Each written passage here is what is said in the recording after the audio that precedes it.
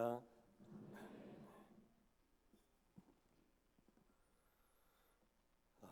우리 부목사님께서 키가 하도 커가지고 마이크가 조금 낮춰야 되겠습니다. 오늘 보니까 한 분의 전도사님이 이임을 하시고 한 분의 전도사님이 부임을 하시는데 이게 연말 연초가 아니고 연중이란 말입니다. 이임하시는 분은 나름 개인적인 사정이 있어서 이임을 하시겠지만 그 빈자리에 새로운 분이 오신다.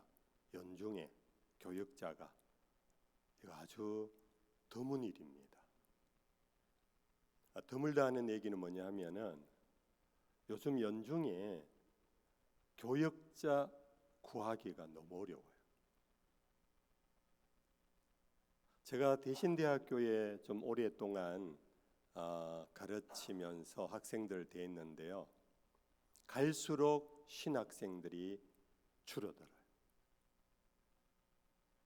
과거에는 대신대도 신대원이 3대 1까지 될 정도로, 근데 지금은 정원을 못 채워요. 그리고 과거에는 대학을 졸업하고 혹은 고등학교를 졸업하고 바로 이렇게 상급학교로 진학하는 그런 하나의 패러다임이 지금은 고등학교를 졸업하고 바로 대신대 학부로 들어오는 학생은 몇 명 없어요. 신대원도 마찬가지로 대학을 졸업하고 신대원으로 바로 들어오는 수는 그리 많지 않아요. 조금 죄송한 표현이지만은 지금 신학교에 입학생들이요 50대 60대가 들어와요. 젊은이가 없어요. 이 얘기는 여러 가지로 분석, 해석 가능한데 요즘 젊은이들이 주의 일을 하려고 헌신하는 헌신도가 굉장히 떨어지고 교역자가 그렇게 부족하다 하는 것은 교회 안에 젊은이들이 교회를 사랑하고 복음을 사랑하며 주를 위하여 헌신하는 수가 똑같이 줄어들고 있다. 저는 봉덕교회 잘 모르겠어요. 이 찬양대를 보니까 굉장히 좋은 교회예요. 찬양대 이렇게 가득하고. 저는 주일학교 교사들의 상황을 모르겠습니다. 주일학교 교사 지원자가 급감해서 과거에는 선생님 한 분이 학생들 많아야 5명 그렇게 분반을 했는데 지금은 선생님이 너무 없어요. 전에는 20대 청년들이 적어도 30대 청년들이 교회를 우리 여기 연세 드신 분들 다 과거에 그랬잖아요. 그때 교회를 위하여 충성했는데 요즘은 젊은이들이 그렇게 충성을 안 해요. 교회 일을 안 해요. 그 20대 30대만 그런가? 제가 우리 목사님들 모임에 가서 간간히 듣는 얘기로 전에는 서로 중직자가 되려고 경쟁이 치열해서 공동의회를 마치고 나면 담임 목사님들이 애를 먹어요. 공동의회 낙선하신 분들의 그 마음 상처를 달래어주고 위로를 해주느라고 개중에는 시험 들어서 교회를 떠나기도 하고. 근데 지금은 서로 안 하려고 그러는데 당회를 더 정선을 해야 되는데 장로님으로 섬기려고 하는 사람이 별로 없대요. 한국교회 이런저런 문제가 많으니 쇠퇴기니 요즘 수가 줄어드는 그런 얘기 많지만은요, 그것의 핵심 고리가 어디에서 딱 보이느냐 하면은 헌신하는 주의 일꾼들이 사라지고 있다. 제가 처음 얘기했던 이 교회 연중에 새로운 전도사님을 모신 거는요, 이 교역자 세계에도 소문이 있어요. 어느 교회 좋다. 어쩔 수 없어요. 교역자들도 사람인지라 좋은 교회를 선호해요. 그래서 목사님들이 교역자고 하기도 그렇게 어려워서 제가 대신대 다닐 때 제보고 자주 연락 와요. 목사님 좋은 신실한 전도사님 좀 추천해 달라고. 근데 이렇게 연중에 바로 체인징이 된다는 것은 봉덕교회가 좋은 교회라는 소문을 아마 갖고 있는 것 같아요. 그러니까 바로 이렇게 오는 거지요. 근데 교인들의 이 충성도가 왜 떨어지는가? 사회적 이유, 경제적 이유, 정치적 이유, 여러 가지 이유가 많지만은 그 가운데 우리들의 세계 교회 안에서 그 원인을 찾아보면요, 이래요. 목사님, 저 이제 교회 일 좀 쉬고 싶어요. 왜요? 바쁘세요? 뭐 바쁜 것도 있지만 그보다 말씀드리기가 좀 거시기해요. 광주 사람은 아닙니다. 제가 거시기하대요. 그래서 왜 그러세요, 집사님? 제가 이제는 목사님 설교만 듣고 예배에 참석하고 은혜 생활만 하고 싶어요. 교회를 섬기다 보니까 여러 가지 마음에 상처를 받을 때가 많아서 제가 세상에 동호회나 어떤 동창회나 세상의 어떤 봉사단체, 자원봉사단체에 가면은 어깨 펴고 자신 있게 하고 난 다음에 너무 기분 좋게 마치고 집에 돌아오는데 교회에서는 일을 하고 나면은 기분이 어짱게 되어서 집으로 돌아가는 적이 많다는 거예요. 그러세요? 저 봉덕교회 몰랐어요. 그냥 제가 헛소리를 하는지 모르겠어요. 그런데 적지 않은 경우가 이런 경우가 참 많아요. 지금도 우리 범어교회가 좀 그런데 제가 심호할 때 얘기를 하면요, 심호할 때 연말이 딱 지나고 연초가 되면은 새 신자들이 굉장히 많이 와요. 우리 전도도 안 했는데, 전도 집회도 전도대회도 안 했는데 굉장히 많이 등록해요. 1월, 2월에만 등록하는 수가요, 수백 명이에요. 근데 그분들이 예수 안 믿는 사람이 어떻게 누구에게 복음을 듣고 마음에 감동이 있어서 나도 예수 계속 믿어보겠다 하고 오는 사람은 거의 없어요. 주로 수평이동이에요. 다른 타 지역에서 대구로 정건을 왔다든지 뭐 이래서 대구 지역으로 오신 분들 가운데 나름의 대구에 이렇게 요즘 인터넷이나 유튜버 동영상 뭐 교회에 대한 그런 정보가 많잖아요. 그것을 보고 그분들은 이제 골라서 이제 교회를 다니는 거예요. 골라서. 그 외부에서 들어온 사람 또 그렇다 치더라도 대구 지역 안에서 수평 이동이 많아요. 이제 그분들을 만나서 우리 교회 정식 등록하려면은 6개월 이상 교회 생활을 해야지만 정식 등록자로 받아들이거든요. 그래서 이제 신방을 합니다. 어떻게 우리 교회 오셨어요? 근데 그분 가운데요, 심지어 장로님도 계시고 권사님도 계시고 안수 집사님도 계시고 오래된 신자들이 더러 적지 않아요. 그분들이 하시는 말씀이, 목사님 차차 말씀드리겠지만 제가 섬기던 교회에서 더 계속 있을 수가 없어서 왔습니다.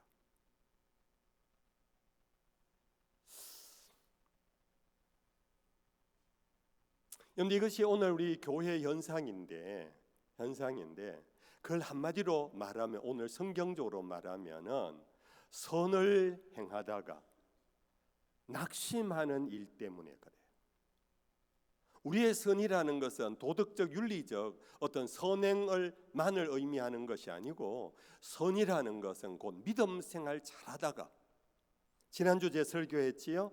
교회는 사랑의 공동체라고 사랑으로 뭉쳐진 교회인데 나는 열심히 사랑했어요. 섬겼어요. 베풀었어요. 나는 열심히 믿음으로 충성하고 순종했어요. 그런데 나는 충성하고 순종했는데 돌아오는 게 없어.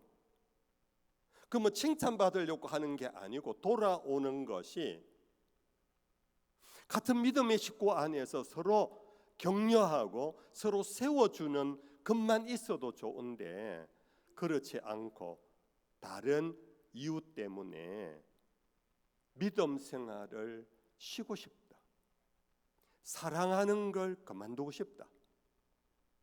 나 열심히 찬양대하고 주일학 교사하고 열심히 전도의 기간 열심히 했는데 그거 주님을 믿는 믿음에서 충성해서 그리고 사랑하는 마음으로 적지 않은 내 주머니 털어서 밥도 사드리고 우리 집에 초청해서 소그룹 사랑방 모임도 갖고 그를 다른 집에서 하면 내가 뭐를 준비해서 가져가서 그렇게 섬기고 하는데 목사님 그럴수록 마음에 낙심되는 일이 많아요.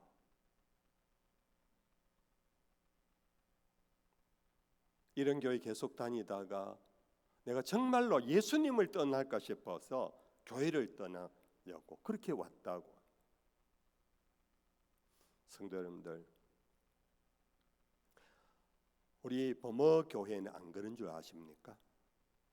연초에 수백 명이 오는데요. 연말 되면 수백 명 중에 얼마 안 남아 있어요. 이전에 왔던 몇 년 전에 왔던 수백 명 중에 적지 않은 자가 떠나요. 여기도 별 수 없네. 그런 얘기하네. 여기도 별 수 없네. 사람들이 모인 이 교회라는 곳이 물론 우리의 지향점은 천국과 같은 교회를 세워 나가야 돼요. 정말 성령 충만해서 성령 안에서 의가 넘치고 희락이 넘치고 평화가 가득한 교회로 세워가야 돼요. 그러나 여러분들 한번 생각해 보십시오. 예수님의 제자들은 어땠는가? 극단적인 가룟 유다 같은 예수님을 팔아먹은 제자도 있어요. 예수님 마지막 십자가 길에 나 저 사람 누군지 모른다 하고 부인하고 도망친 제자도 있어요. 흔히 말하는 수제자인데도. 여러분들 우리가 정말로 끝까지 믿음 생활을 하고 사랑으로 이웃을 섬기려고 할 때 그 과정에서 겪는 낙심되는 일, 낭망하는 일 앞에 우리가 어떻게 반응하느냐, 이것이 여러분들의 신앙의 하나의 중요한 주님 보실 때 진짜 신앙, 보통 신앙, 쭉정기 신앙으로 나누어질 수가 있어요. 진짜 신앙은 내가 손해를 보고 내가 박해를 받고 내가 애매한 고난을 당해도 나는 이 교회의 주인은 주님 예수 그리스도이시고 나를 사랑하신 하나님의 그 사랑 때문에 나는 끝까지 충성하고 나는 사랑하리라. 우리 봉덕교회가 되기를 바랍니다. 근데 중간 신앙은 그런 중에 왔다 갔다 하는 거예요. 저울질 하는 거예요. 내가 평생 이 교회 다닐 수 있겠나 저울질 하다가 못 이기면은 아이고 뭐 교회가 여기뿐이가 뭐 어디에도 있고 요즘 뭐 은혜스럽다는 교회가 있는데 막 그리로 막 가자 하고 교회로 옮겨요. 예수는 안 떠나요. 근데 죽적이 신앙은요 교회를 떠나면서 예수도 떠나는 사람도 있어요. 오늘 저는 갈라디아 교회에 보낸 사도 바울의 편지의 한 토막 한 절을 갖고 여러분들과 이러한 오늘 우리들의 신앙생활, 우리들의 관계생활, 우리들의 교회생활 속에서 선을 행하다가 믿음으로 순종하고 충성하다가 내가 사랑을 베풀다가 내가 낙심하게 될 때 나는 어떻게 해야 될 것인가? 오늘 답을 성경은 우리에게 밝혀주고 있습니다. 어떻게 하라고요? 선을 행하다가 낙심하지 말지니 어떻게 해요? 때가 이르면 어떻게 된다고요? 포기하지 아니하면 때가 이름에 거두리라. 심지어 목사에게 상처받고 가는 사람도 있거든. 목사님을 나름대로 사랑합니다, 존경합니다 했던 사람이 뜻밖의 일로 목사는 아무것도 모르는데 자기 혼자 속상해갖고 자기 혼자 시험 들어가고 떠나는 경우들도 없지 않아 있더라고요. 이게 좀 더워서 제가 너무 진지하게 좀 얘기하니까 여러분들 굉장히 긴장하고 저를 쳐다보아서 제가 조금 풀어드릴게요. 한 20여 년 전에요. 그때 제가 옛날에는 머리가 까맸어요. 근데 까맸는데 25년 전쯤에 조금 새치가 조금씩 나면서 앞머리부터 제가 조금 이렇게 희적이 시작했어요. 여러분들 뭐 이 헤어스타일에 따라 여러 형태가 있겠습니까? 저는 그랬어요. 그런데 어느 주일에 우리 교회에 한 분이 전도받아 왔어요. 그분이 한 주 두 주 다니더니만은 안 보여요. 제가 그때 열심히 막 목회를 할 때거든요. 새 가족이면은 눈에 넣고 기도하고 막 이랬던 때, 그래 두 주나 안 보이니까 제가 전도사님에게 물었어요. 한 석 주 전에 우리 교회 오신 분, 그분이 요즘 안 보이지요? 그러니까 전도사님이 갑자기 당황해가지고, 목사님 죄송한 제가 알아보겠습니다. 누가 전도해 왔는데, 그래가지고 이제 알아보고 나중에 보고하기를 전도해 온 사람에게 물었더니 하는 말이, 따라온 사람 한 석 주 다닌 그분이요, 야 친구 네 말 듣고 교회 갔더니 목사님 참 좋으시대, 설교도 잘하시고 뭐 내용은 내 다 못 알아들어도 좋던데, 근데 내 두 주째 가니까 목사님 그 이마 위에 흰머리가 긁어치더라. 목사가 뭐 그래 멋을 내노? 그 멋부리는 목사 나 계속 좀 볼라니까 긁어쳐서 나는 이 교회 못 나오겠다. 그러고 갔다는 거예요. 그러니까 참 교인들은 여러 상황이 있어요. 여러 경우들이 있어요. 근데 이제 그런 경우 소수를 제외하고 대체로 우리 정말 믿음이 있었던 사람, 충성했던 사람들이 교회를 떠나는 데는 나름 선을 행하다가 열심을 내다가 어떻게 마음에 상처를 받고 낙심되는 그런 일에 우리는 어떻게 해야 될까? 여러분들 성경을 보면요, 예배를 잘 드리다가 죽임당한 사람까지도 있잖아요. 누굽니까? 아벨이에요. 믿음으로 아벨은 순종하여 하나님께 바른 제사를 드리다가 형에게 맞아 죽었어요. 여러분들 웃기잖아요. 이걸 요즘으로 옮겨오면은 그런 일이 있을 수는 없지만 이거는 거의 유사한 일들이 사실 있어요. 예배 잘 드리는데 누가 시기하고 질투하고, 저 사람은 늘 앞에 앉아갖고 뭐 지 혼자 아멘 아멘 하고 뭐 아멘 뭐 하시는 분들이 봉독교회는 없네요. 어느 교회 보면은 아주 특유한 특별한 분이 아멘 하시는 분이 있어요. 계속 아멘. 이제 그것을 참지 못하는 주변의 사람이 말하는, 이분은 그냥 예수 믿어가고 지금 막 열심히 마음에 막 성령의 불바다가 돼갖고 아멘 아멘 하는데 그걸 하지 마라 이제 이런 뭐 유사한 뭐 일도 있잖아요. 아무튼 아벨은 예배 잘 드리다가 맞아 죽었어요. 여기서 다윗은 나라 위하여 충성을 다하다가 블레셋과의 전쟁, 주변의 수많은 전쟁 앞에 왕이 출장 걸으면은 가장 앞장서서 목숨 걸고 진군해서 전쟁의 용사가 되었는데, 그로 인하여 왕의 사위까지 됐잖아요. 처음에는 좋았어요. 왕의 사위도 되고. 그런데 얼마 가지 않아서 왕으로부터 미움과 시기 질투를 받았잖아요. 아시지요? 전쟁하고 돌아오는데 백성들이 사울은 천천히요, 다윗은 만만이라는 노래를 부르는 바람에 이 노래 때문에 그렇게 자기를 아끼고 사랑해 주던 사울 임금이 자기를 죽이려고 직접 창을 들어서 던지기까지 했잖아요.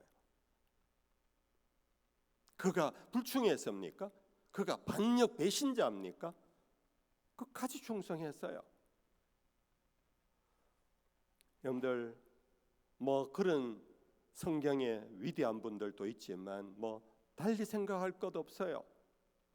하나님이 세상을 이처럼 사랑하사 독생자를 주셔서 그를 믿는 자마다 멸망치 않고 영생을 얻게 하신 우리 예수님이 이 땅에 오셨는데, 그의 모든 삶을 죄는 없으신데 세상 죄를 짊어지고 가는 하나님의 어린 양으로 사셨는데, 결국은 주변에서 그를 시기하고 질투하던 당대의 대제사장들과 사두개인들과 바리새인들이 들고 올라가지고 저가 안식일을 범했다, 저가 율법을 범했다 그러면서 온갖 법을 걸고 예수님을 넘어뜨리려고 하고, 결국은 마침내 십자가에 못 박아 죽음으로 몰아간 예수님이 뭐 잘못해서 십자가를 졌나요?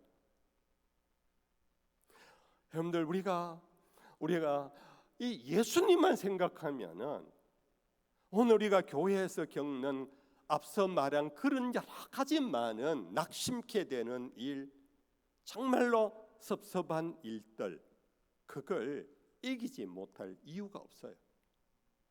여러분들 우리가 지난 주에도 히브리서 말씀을 우리가 보았습니다만은 히브리서 제12장에 이런 말씀이 있어요. 12장 2절 이하에 믿음의 주여 또 온전케 하시는 이 예수를 바라보자. 그는 그 앞에 있는 기쁨을 위하여 십자가를 참으사 부끄러움을 개의치 아니하신 분이다. 십자가를 참으시고 부끄러움을 개의치 아니했다. 침바텀을 당했지요. 옆구리에 창이 찔렸지요. 그의 옷이 찢겨져서 로마 군병들에게 분배가 됐지요. 심지어 아래에서 네가 하나님의 아들이거든 내려와 봐라, 너도 구원하지 못하는 자가 메시아라고 하는 조롱을 받았지요. 여러분들 온갖 조롱 속에 예수님은 결국은 하나님의 독생자까지도 이 세상에서 저주를 받아 죽임당하는 자가 나무에 달려 죽거든요. 율법에서도 있어요. 그런 저주를 받은 자로 이 땅에서 생을 마감했어요. 근데 예수님께서 뭐라 했습니까? 그 앞에 있는 기쁨을 위하여. 그 앞에 있는 기쁨이 뭡니까? 부활의 기쁨입니다. 부활의 기쁨이. 그 최후 승리를 예수님은 십자가상에서 내다본 거예요. 예수님이라고 왜 아프지 않았겠어요? 왜 고통스럽지 않았겠어요? 목마르다고 그렇게 신음을 내뱉으신 예수님이세요. 말씀 육신이 되어 죄만 없으실 분 우리의 연약함을 고스란히 경험하셨기에 예수님의 그 조롱받으심 온갖 고난 있었지만은 그것을 넘어 예수님에게 다가오는 부활의 영광을 바라보면서 예수님은 참으시고 그 길을 끝까지 걸어가신 예수님을 잊지 마십시다. 우리의 주는 예수님이세요. 우리의 모범은 예수님이세요. 우리의 믿음의 길은 예수의 길을 가는 거예요. 세상에서 아주 훌륭한 장로님도 계시고 선교사님도 계시고 목사님도 계시지만 그분들의 간증도 우리에게는 큰 감동을 주지만은요, 그러나 우리에게는 참 유일하신 내가 끝까지 바라보아야 할 분은 예수님 그분 한 분밖에 없는데, 그분을 생각하면은 오늘 우리가 예매히 당하는 고난 앞에서 무너져서는 안 된다는 것입니다. 구약의 다윗도 앞서 말씀드린 것과 같이 충성을 다했는데 억울한 일로 돌아올 때에 그는 시편 37편에서 이렇게 외쳤어요. 우리 방송실이 자막이 혹 준비됐으면 띄워주실래요? 우리 같이 한번 읽어볼까요? 시편 37편 1절부터 시작. 불의를 행하는 자들을 시기하지 말지어다. 그들은 풀과 같이 속히 배임을 당할 것이며 푸른 채소같이 쇠잔할 것임이로다. 여호와를 의뢰하고 선을 행하라. 땅에 머무는 동안 그의 성실을 먹을거리로 삼을지어다. 또 여호와를 기뻐하라. 그가 내 마음의 소원을 내게 이루어 주시리로다. 내 길을 여호와께 맡기라. 그를 의지하면 그가 이루시고 내 의를 빛같이 나타내시며 내 공의를 정오의 빛같이 하시리로다. 여호와 앞에 잠잠하고 참고 기다리라. 자기 길이 형통하며 악한 꾀를 이루는 자 때문에 불평하지 말지어다. 분을 거치고 노를 버리며 불평하지 말라. 오히려 악을 만들 뿐이라. 진실로 악을 행하는 자들은 끊어질 것이나 여호와를 소망하는 자들은 땅을 차지하리로다. 아멘이지요? 진실로 악을 행하는 자들은 분명히 지금은 득세할지 모르지만, 지금은 그 사람이 박수 받을지 모르지만은 그럼 반드시 끊어진다. 왜? 하나님의 심판이 있기 때문에. 대신에 여호와를 소망하는 자들은 땅을 차지하리로다. 예수님의 산상손 팔복 가운데 화평케 하는 자는 복이 있나니, 저희가 뭐라고요? 저희가 어떤 복을? 화평케 하는 자는 하나님의 아들이라 일컬음을 받는데요. 온유한 자는 복이 있나니 어떤 복을 받아요? 땅을 차지한다고 그랬어요. 우리가 여기에서 주먹질 오고 저기서 발길질 오고, 나는 순종하는데, 나는 믿음을 지키는데 주먹질하고 발길질하는 것이 사람의 어떤 예명 그런 것만이 아닙니다. 내가 믿음을 잘 지켰는데 내 가족이 병이 들었어요. 그것도 불치의 병이 걸렸어요. 내 믿음으로 순종하면서 내가 끝까지 이 길을 가는데 내가 낳은 자녀가 갑자기 소아마비가 됐어요. 여러분들, 우리의 삶 속에 일어나는 정말로 예상하지 못한 일들이 우리들 인생길 속에 갑자기 막 닥쳐요. 남편 사업 잘하다가 어느 날 갑자기 남편이 집을 나가서 소식이 없어요. 왜 그렇습니까? 회사가 부도를 맞았어요. 어느 날 보니까 어떻게 해서인지 자기하고 남편하고 이혼을 돼 있더라고요. 왜? 아내의 재산을 지켜주기 위하여 자기는 법적으로 이혼을 하고 숨어서 도망을 쳐버렸어요. 여러분들, 과거 IMF 때 가정이 깨지고 그런 일 많았잖아요. 우리가 믿음 생활 잘하면은 하늘의 문을 열고 하나님이 복을 부어줄 줄 알았는데, 오히려 내 남편이 평집사로 있을 때는 사업 잘 됐는데 안수집사 되자 사업이 안 돼. 이런 일들도 막 있거든요. 여러분들, 오늘 우리는 정말 믿음을 따라 살고 사랑으로 살다가 선을 행하다가 여러분들 낙심하는 일이 생길 때 끝까지 우리는 여호와를 의지하시기를 바랍니다. 예수만 바라보십시다. 그러면은 때가 되면 반드시 하나님의 가이로서 하나님의 때가 내 삶에 닥치면은 내 인생이 세상이 흔히 말하는 인생 역전이 다시 시작될 수 있을 것입니다. 여러분들 잘 아는 욥 얘기 하나만 더 해봅시다. 욥은요, 아시지요? 그는 10자식을 다 잃었어요. 동방의 최고의 부자였는데 모든 것을 잃어버렸어요. 자기 몸에 요즘으로 치면은 구더기가 일 정도로 악질이 온 몸에 일어났어요. 그렇게 자기가 부자고 자기가 자식하고 행복하게 살 때는 우리 남편 최고했던 아름다운 여인 아내마저도 이 환란에서 견디지를 못하고 도망을 쳐버렸어요. 자기가 부유할 때, 좋은 가정을 가질 때 친구들이 많았어요. 여러분들 그렇잖아요. 여러분들 경험도 있잖아요. 내가 잘 나갈 때 막 친구도 하자고 일부러 찾아오잖아요. 그런데 바로 이욥에게도 친구들이 와서 욕만 하고 비판만 하고 가버렸어요. 성경에서 인간의 고난 가운데 극단적인 고난의 대표가 욥이었어요. 이러한 욥이 그의 욥기서에 보면은 욥기 제23장에 우리처럼 몸부림을 치는 모습이 나와요. 23장 8절 이하에 내가 앞으로 가도 그가 아니 계시고 뒤로 가도 보이지 아니하며 그가 왼쪽에서 일하시나 내가 만날 수 없고 그가 오른쪽으로 돌이키시나 배울 수 없구나. 몸부림치는 모습 아닙니까? 그냥 완전히 인생 끝장난 욥이 그래도 마지막 하나님을 찾으려고 앞으로 막 달려가도 하나님이 없는 거예요. 혹시나 뒤에 계시나 하고 뒤를 돌아봐도 보이지를 않아요. 혹시 오른쪽에서 나를 잡아주시려나 하고 오른쪽을 돌아보고 손을 내밀어도 내 손을 잡아주는 이가 없어요. 왼쪽으로도 마찬가지예요.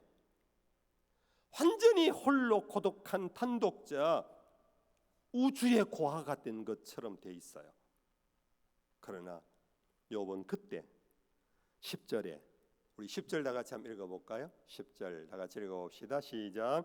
그러나 내가 가는 길을 그가 아시나니 그가 나를 단련하신 후에는 내가 순금같이 되어 나오리라. 여러분들 너무 잘 아는 유명한 성경 구절이지요. 내가 가는 길 그분만은 아신다. 그가 나를 단련하고 계신 거야. 단련이 마치면은 내가 순금같이 될 줄로 믿습니다. 말씀을 맺을게요. 한 10여 년 전부터 우리 한국교회에 많이 은혜롭게 애창되어 온 복음성 가운데 광야라는 노래 있죠. 여러분들 아시죠? 광야. 여러분들 이 광야는 정말 아무도 없어요. 풀 한 포기도 제대로 없는, 마실 물도 없는, 인생에 완전히 버려진 곳과 같은 곳이 광야예요. 그런데 누군가의 글 속에 그 광야라는 찬송에도 나오지만 광야는 끝이 아니라 새로운 시작의 터입니다. 출애굽한 이스라엘이 애굽만 떠나면 젖과 꿀이 흐르는 땅인 줄 알았어요. 근데 애굽을 떠나자 홍해를 만났어요. 어떻게 해서 홍해를 건넜는데 그러면은 약속의 땅인 줄 알았는데 광야가 시작됐어요. 그것도 하루 이틀입니까? 한 달, 두 달입니까? 1년, 2년입니까? 무려 40년을 광야에서 그들은 살았어요. 그러나 그 광야 끝에 결국은 젖과 꿀이 흐르는 땅을 만나게 된 거예요. 비록 시간은 40년이 걸렸지만은 그는 광야길에 나와서 누구를 만나느냐 하면은 밤에 불기둥을 만났고 낮에 구름기둥을 만났어요. 불기둥, 구름기둥은 무엇을 상징합니까? 하나님을 상징합니다. 하나님의 보호하시는 손길을 의미합니다. 그들은 광야에 와서 비로소 하나님의 그 구름기둥, 불기둥을 경험하면서 그들을 인도해 가시는 여호와를 만나는 새로운 시작의 역사가 출애굽의 역사인 것입니다. 그래서 우리 예수님께서 공생애를 시작하시면서 세례를 받으시고 나오셨잖아요. 세례를 받아서 내가 이제는 공생애를 시작하리라 하나님도 하늘 문을 여시고 인정해 주셨어요. 이는 내 사랑하는 아들이요 내 기뻐하는 자라. 여러분들, 하나님이 인정하며 좋아서 소리쳤어요. 그러면 이제는 그 앞에 대로가 열려야 하잖아요. 수많은 죄인들이 와서 예수님에게 세례를 받고 그러면서 하나님 나라가 시작돼야 되잖아요. 그런데 예수님은 세례를 받자 말자 성령이 오셔서 예수님을 어디로 인도해 가셨나요? 광야로 인도해 갔어요. 거기에서 하루 이틀 계셨나요? 40일을 계셨어요. 거기에서 먹지도 못하고 줄이신 속에 40일 끝에 누구를 만났나요? 제자들을 만났나요? 사탄들이 찾아왔어요. 여러분들, 이것이 바로 예수의 길입니다. 너희는 나를 따라 오너라. 나를 따라오려거든 자기를 부인하고 자기 십자가를 짊어지고 오라. 이것이 우리의 신앙의 길입니다. 봉독의 귀한 성도 여러분들이요, 하나님은 여러분들의 믿음대로 되게 해 주실 줄로 믿습니다. 대신에 하나님의 통치는 세상의 군왕과 같지 않고 하나님의 시간표는 세상의 물리적인 시간표와 좀 다를 수 있기에 여러분들 낭망치 마십시오. 우리가 포기하지 않으면 반드시 하나님의 때 하나님의 나라가 여러분들의 가정과 여러분들의 삶에 다가올 것이고 우리 봉덕교회에 하나님의 영광이 가득 넘치는 그 날이 올 줄로 믿습니다. 이런 은혜로 이 폭염도 잘 이겨낼 수 있기를 주 예수 이름으로 축복합니다.